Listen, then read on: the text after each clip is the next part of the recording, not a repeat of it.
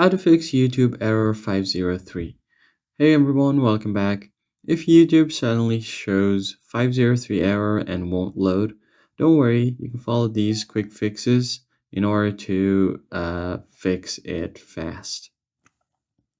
First step is to refresh or reopen the YouTube app. So if you have your YouTube app open, just go ahead and close it out from your recent apps list. And once you've done that, you can try to switch your internet network. If you're on Wi-Fi, just try switching over to data, and if you are in data, try switching over to Wi-Fi.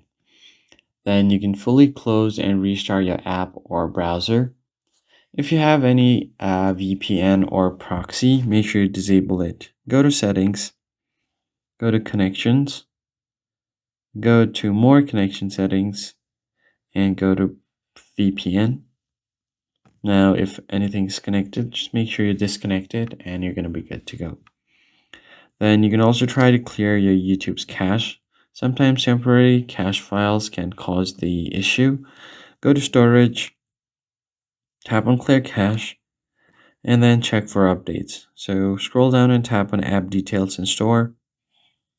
And if you see an update button here, instead of open, just make sure to update the app to its latest version and you'll be good to go. That's basically it, guys. I hope this tutorial was helpful.